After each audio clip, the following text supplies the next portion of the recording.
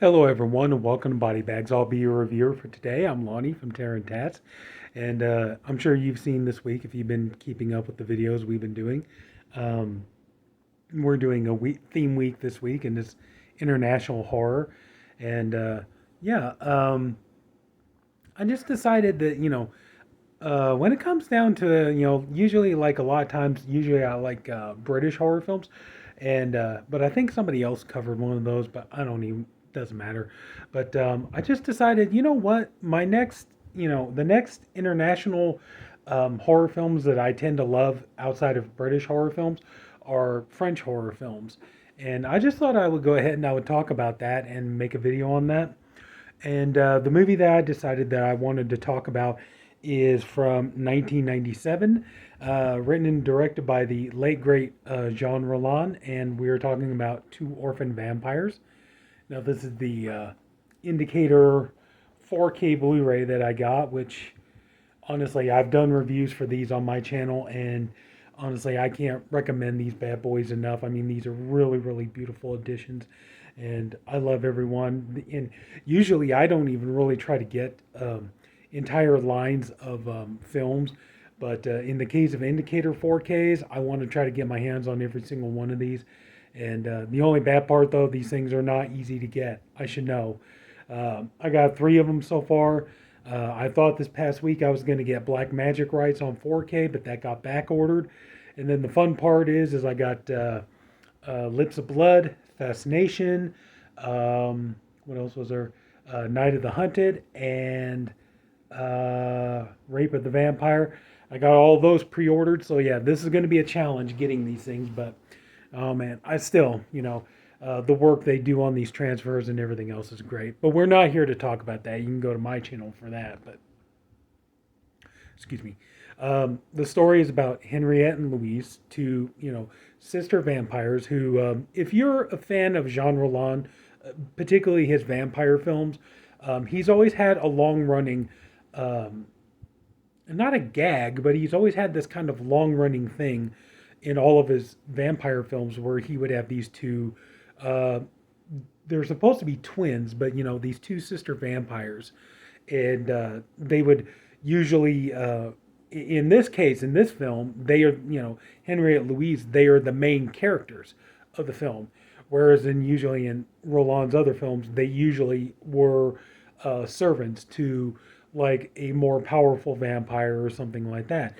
It's almost kind of like in a way, kind of like when you watch Kevin Smith movies, and like you watch stuff like Clerks, Mallrats, Chasing Amy, Dogma, so on, and Jay and Silent Bob. They were just kind of, the characters who just kind of were always tagging along, were always kind of doing stuff to help the main characters. And then finally they did Jay and Silent Bob Strike Back, where they were the main characters. This is kind of the situation what you get with Two Orphan Vampires. And in this one, Henriette and Louise, they are, they're vampires, obviously. And this is actually a little bit unique. One thing I'd never really seen before, I thought was kind of interesting, is the idea of vampires that they have an affliction with the daytime. It's like, well, duh, yeah, they burn up. Not in this case, though, and it's it's kind of weird, but at least it's not as bad as Twilight, where they sparkle like diamonds. In this case, it's kind of interesting that in Roland's world in this story, the vampires during the daytime they go blind, they can't see, and never really kind of understand why, but it's just always kind of there. But they cannot see during the daytime, and then they end up when once it's night and everything, they regain their sight, and then they go out hunting for victims and things like this. And they're living in this uh, basically like a nunnery, an orphanage, obviously because orphans, but they're living in an orphanage, and they get this Dr. Dennery. He comes in and he's talking with the mother superior, talking with the mother superior and the sister, and they're talking about him maybe taking these orphans in, and he's a doctor, and he would, work with them and study them and everything, and because they believe that the two girls here, they can get their eyesight back. And so he decides he wants to take these girls in. And the only bad part about one bad thing about Jean Rollin films is usually a lot of his movies. He's very much into surrealism, and it's kind of more about it's more about like imagery and things like this over storytelling. And so that is kind of the thing. So his movies, and this one does. This is almost 2 hours. Was this 107 minutes? And so his movies do tend to kind of plot along a little bit. Some of them do tend to drag and everything else, and you're kind of like, Roland could have been a little bit more, tighter with the editing scissors and stuff, and kind of pare some of these movies down a little bit. But Dennery ends up taking these girls in, and he's, you know, which it doesn't go anywhere, and it doesn't really amount to anything. I mean, it really comes off more like this guy is just taking these girls in just because he wants to have two beautiful, gorgeous young women in his house. That kind of just seems to be it, and he's supposed to be working with them to cure their blindness. But like I just said, it never seems like he's doing anything with them. Just most of the time, whenever he's with them, they're just, hanging out or whatever. He just kind of has this look on his face like, I got two really hot babes in my house. That's kind of what it comes off like. I'm sorry, but it does. But the one thing, though, it does work in the vampire's favor here because, once it's nighttime, everybody goes to bed. Henriette and Louise, they go out and they can go and search for victims. And it's almost a really good cover for them because, it makes everybody want to care about them. It makes everybody want to trust them. And so it makes it harder for people to, believe that they could be vampires or believe that they could be anything other than these, just these sweet, doe-eyed little innocent things. And so they'll go out at night and then they'll hunt for, they'll go into cemeteries. They love to go into cemeteries. That's one thing. There's a lot of scenes shot in cemeteries. And, they go into a cemetery and like they'll come across a woman or a dog. So yeah, if you're an animal lover, no real I don't think any real animals were harmed making this movie. But yeah, if you love animals, yeah, you're probably gonna hate the part where they're killing animals to drink their blood. But they go into cemeteries, they look for dogs, they look for women, men, just whoever they can find, just somebody they can kill and drink their blood. And then at one point, my French goddess Brigitte Lahaie, she shows up and does a small role where, she comes in with the two female vampires and she fights them off and because she could become the next victim. Which, funny enough, Fascination, a new movie or Jean Rollin film that I did review on the channel a while back. One of the two sister kind of twin vampires was Brigitte Lahaie. She played one of them, and so it's kind of funny to see her as a victim in this when she played a vampire in one of the previous films, or she played one of the sister slaves to the vampires. I thought that was interesting. One thing, and Rob, real quick, Rob, if you watch this video, yeah, I'm speaking to you, Rob. There's something in this movie I think you are going to find very, very fascinating. And I would say if you ever get a chance, you come across this, you probably might want to pick it up and check it out. Because, all right, we know you love Italian horror movies. We know your love for Fulci and everything else. And we know, you love, the ending scene of Zombie on the bridge. And, you even told me, you told all of us that your favorite edition of Zombie is the 3-disc Blu-ray that has the lenticular cover of the zombies on the bridge and everything else. There is a scene. I'm not joking. Watch this movie. You will see it. There is a scene in this movie where the two vampire orphans here are walking on that exact same bridge. Okay? They're walking on the bridge and they spot a man who's like, doing painting and stuff like this. And they decide to, attack him and kill him and drink his blood and everything else. And you could tell it's the same bridge. And it's like, it could, in a shot that could make some people a little uncomfortable, though. And I'm not going to lie, it's in there, but it might make a few people just a teeny little bit uncomfortable. There is a shot where they're shooting on the bridge and the camera kind of pans up and around and you can see in the shot the Twin Towers, the original Twin Towers. And if you watch here on the bonus features, when they asked Roland about that, like, was it just when he shot the film? Was it just by chance? Was it, you know, did he, mean to shoot the Twin Towers and and include it in his film? And Roland admitted it was just chance. He's like, just he's like, as as somebody who's French, you come to New York and you're shooting film and things like this. You looking around, it's like you're in New York looking around. You want to see a lot of the real trademarks of New York. You want to see the Statue of Liberty. You want to see the Empire State Building. You want to see the Twin Towers. You want to see all that stuff, and everything else. And so yeah. So Rob, if you ever get a chance, check this out. Another horror movie scene filmed on the exact same bridge in New York that the ending shot of Zombie was filmed on. So I think you might enjoy that. But anyway, okay, getting back to the story. So the doctor, he takes the two vampire girls in, and at one point he's like, I got to go away for like a medical convention, and so he's gone for a couple of days, and then the girls go out at night and they're going into cemeteries and stuff. And there's one thing I thought was kind of cool. Unfortunately, I don't think Roland did it in much of his earlier films. It was not something he really had a chance to expand on, I think. Maybe he did in his novels, but it didn't really, I don't think it really, manifested into his movies. But he started to almost have kind of like this monster universe within, his story, because at one part of the story, the girls are, at a train tracks, or a train, what do they call it? Railroad yard, I think. And they're walking along and everything else, and they come across basically like a wolf girl, and a girl who can at certain times she turns into a werewolf.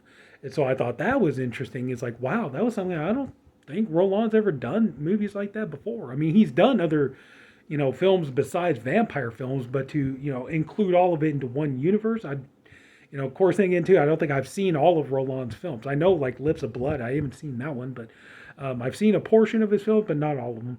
But I thought that was kind of an interesting thing to put into it. At one point, they attack this woman in a cemetery, and they're being hunted by these guys.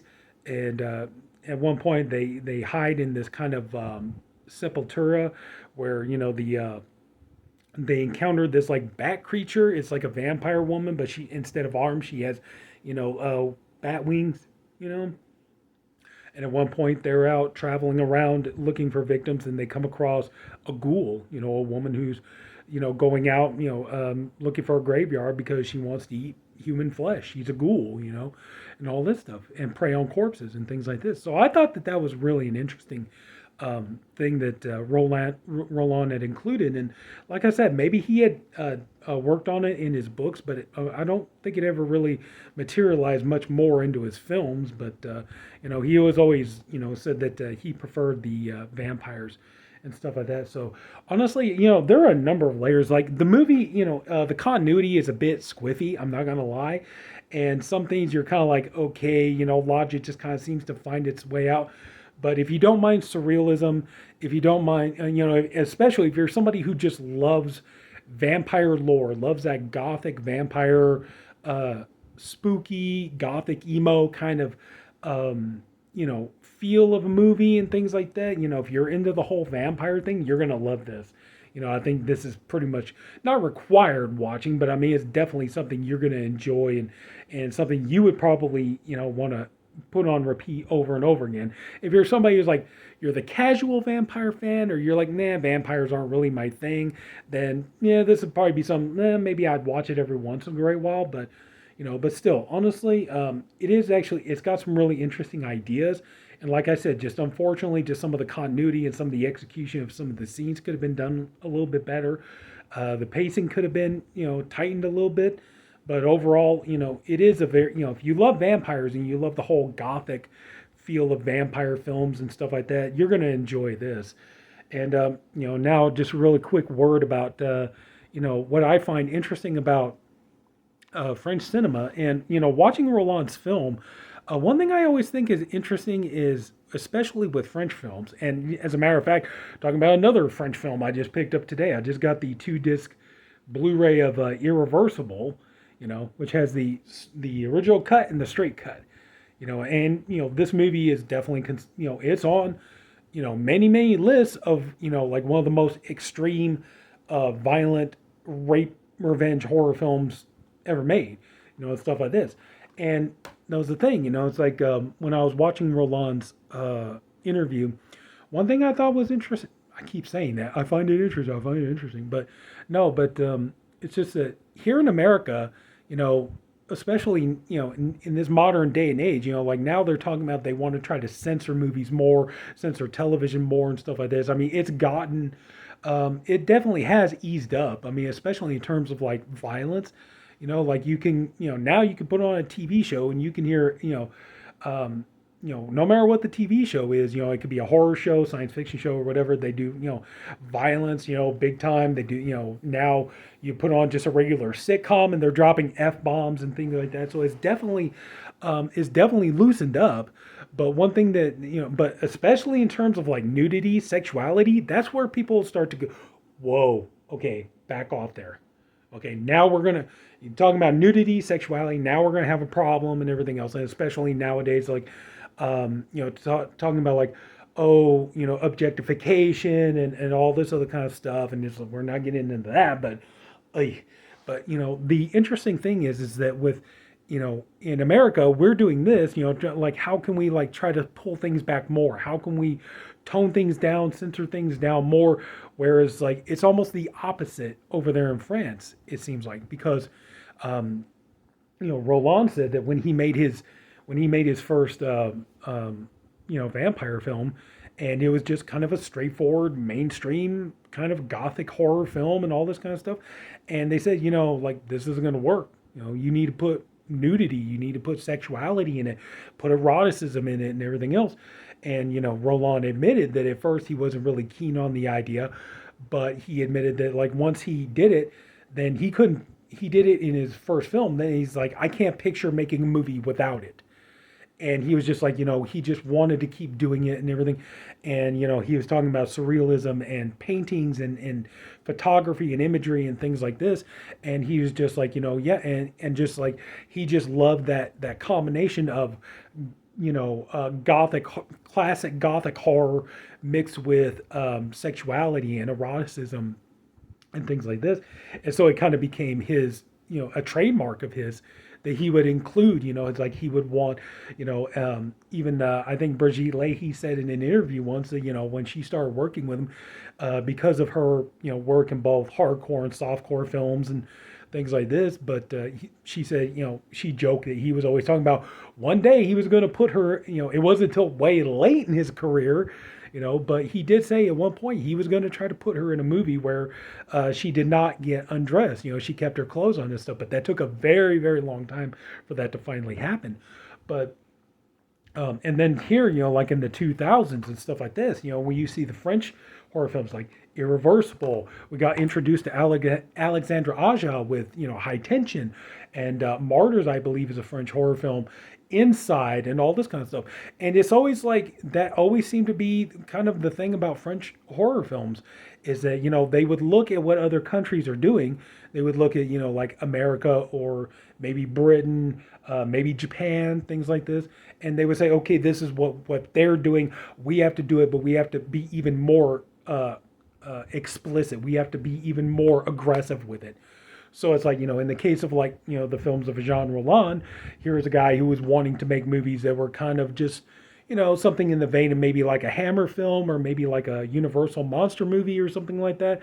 But then he was like, no, he had to, he was like, no, I need to put in the more nudity, the more bloodshed, the more sexuality, all this other kind of stuff. So his movies had to be more extreme than the Hammer movies and the classic Universal monster movies and things like this. And then also too, though, it's like, like I say, you talk about movies like this where they're like, okay, in the 2000s you had, like, here comes the remake of I Spit on Your Grave, and then, but then also too, you had the torture porn, you had Saw, Hostel, all this other kind of Captivity, all these other movies and stuff like this. And so they're like, okay, we need to do ours, but we see what they do, but we got to try to be even more explicit. So it's like, so here comes movies like Frontiers, here comes movies like Inside, here comes movies like, like I said, High Tension and Irreversible and on and on. And that's the thing I do find interesting about French horror films. It's like, it's almost like they kind of always in there, like, they're always looking at like what America's doing, and they're like, they see what they're doing. It's like, okay, this is the thing going on. And they're like, okay, you know what? Hold my beer. It's our turn now. But overall, I just really do. I like French horror films. I like, the French erotic, I like, the French erotic horror films of Jean Rollin, the storytelling, the romanticism of it, and there's a poetry to it and everything else. And I do urge you to check them out. But if you're not into, the whole gothic vampire thing, then yeah, you probably want to stay away from it. But anyway, congratulations. Another one of my long-winded videos. So, that's it. So if anybody took the time to watch this, I thank you for doing it, and I appreciate you for doing it. I really hope you enjoyed the video. If you did, would you please leave it a like? And if you haven't already, please subscribe to the BodyBags channel. We have a different reviewer, one for every day of the week. I am the Saturday reviewer, and I'm in really blessed company, and I'm honored to be a part of it. And that's it. So take care. Have a good night. I'll see you all later.